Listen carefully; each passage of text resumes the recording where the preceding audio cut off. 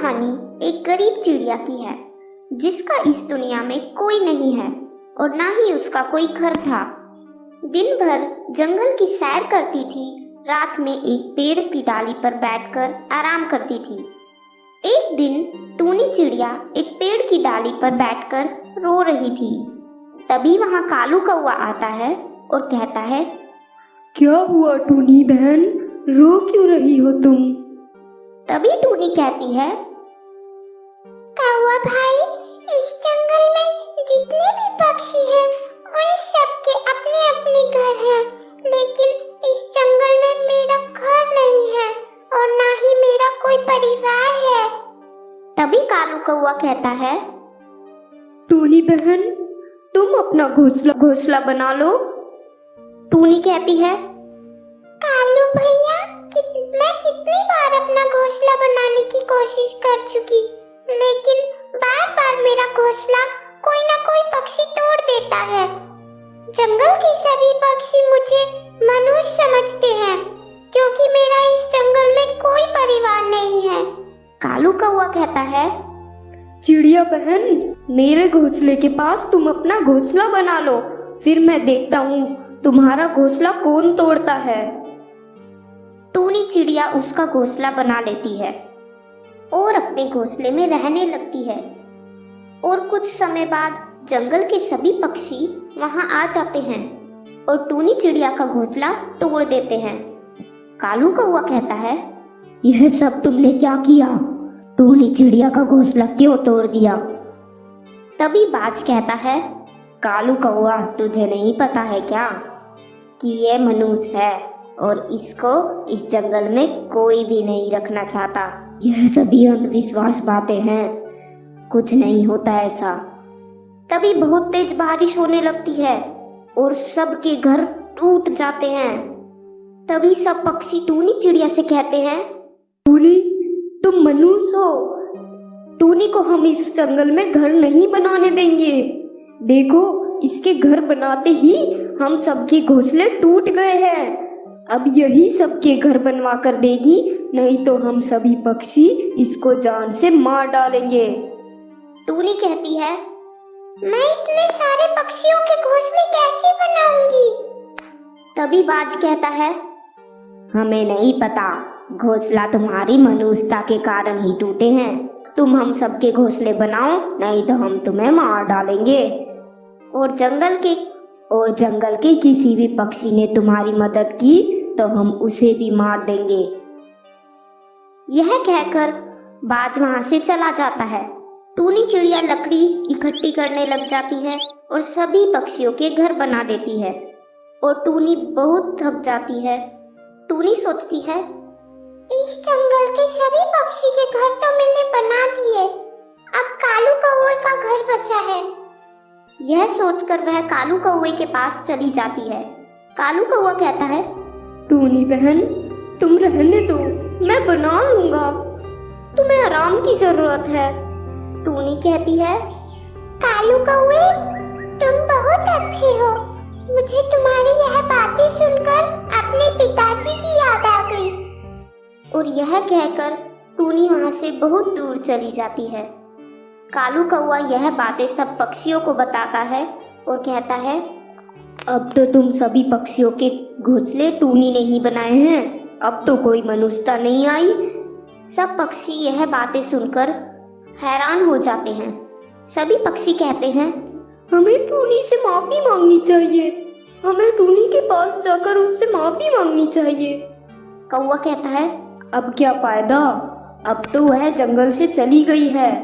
जादुई पतीला। सालों पहले टूनी नाम की एक किसान रहती थी। वह गांव के एक जमींदार कालू कौवा के खेत पर काम करके किसी तरह अपना घर चलाया करती थी। पहले उसके खेत थे, लेकिन उसके पिता के बीमार होने के कारण उसे अपने सारे खेत बेचने पड़े। मजदूरी में मिलने वाले पैसों से पिता का इलाज कराना और घर का खर्चा चलाना मुश्किल हो रहा था। टूनी सुबह सुबह जमींदार के खेत पर काम करने के लिए निकली। खुदाई करते समय उसकी कुदाल किसी धातु से टकराई और तेज आवाज हुई। टूनी के मन में हुआ कि आखिर ऐसा क्या है यहाँ। उसने तुरंत उस हिस्से को खोदा। वहां से एक बड़ा सा पतीला निकला। पतीला देखकर टूनी दुखी हो गई। टूनी के मन में हुआ कि इसमें सोने चांदी के गहने होते तो मेरे घर की हालत थोड़ी सुधर जाती। फिर टूनी ने सोचा कि चलो अब खाना ही खा लेती हूँ। टूनी ने खाना खाने के लिए अपने हाथ की कुदाल उस पतीले में फेंक दी और हाथ मुंह धोकर खाना खाने लगी। खाना खत्म करने के बाद अपनी कुदाल उठाने के लिए उस पतीले के पास पहुंची। वहां पहुंचते ही टूनी हैरान हो गई। उसे पतीले के अंदर एक नहीं बल्कि बहुत सारे कुदाल थे। उसे कुछ समझ नहीं आया। तभी उसने अपने पास रखी एक टोकरी को भी उस पतीले में फेंक दिया। वो एक टोकरी भी पतीले के अंदर जाते ही बहुत सारी हो गई। ये सब देखकर टूनी खुश हो गई और उस जादुई पतीले को अपने साथ घर लेकर आ गई। वो हर दिन उस बर्तन में अपने कुछ औजार डालती और जब वो ज्यादा हो जाते तब उन्हें बाजार जाकर बेच आती। ऐसा करते करते टूनी के घर की हालत सुधरने लगी। उसने इस तरह से बहुत सारा पैसा कमाया और अपने पिता का इलाज भी करवा लिया। एक दिन टूनी ने कुछ गहने खरीदे और उन्हें भी पतीले में डाल दिया। वो गहने भी बहुत सारे बन गए।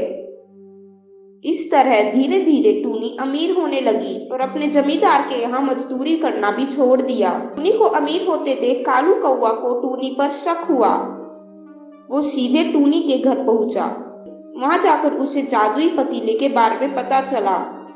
उसने टूनी से पूछा, तुमने यह पतीला कब और किसके घर से चुराया? डरी हुई आवाज में टूनी बोली, साहब, यह पतीला मुझे खेत में खुदाई के समय मिला था। मैंने किसी के घर चोरी नहीं की है। खेत में खुदाई की बात सुनते ही जमींदार ने कहा, यह पतीला जब मेरे खेत से मिला तो यह मेरा हुआ।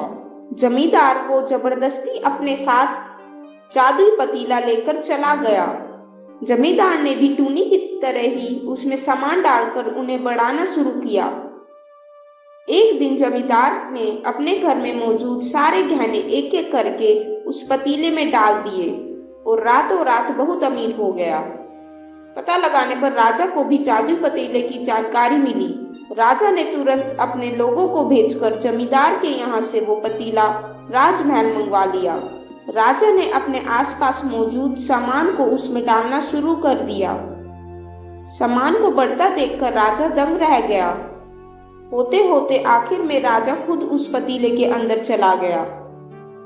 देखते ही देखते उस पतीले से बहुत सारे राजा निकल आए। पतीले से निकला हर राजा बोलता, मैं इस जंगल का असली राजा हूँ। तुम्हें तो इस जादुई पतीले ने बनाया है। ऐसा होते होते सारे राजा आपस में लड़ने लगे और लड़कर मर गए। लड़ाई के दौरान वो जादुई पतीला भी टूट गया। इस बात की जानकारी मिलते ही मजदूर टूनी और जमींदार कौवे ने सोचा, अच्छा हुआ कि हमने उस जादुई पतीले का इस्तेमाल सही से किया। उस राजा ने अपनी मूर्खता के कारण अपनी जान भी खो दी है।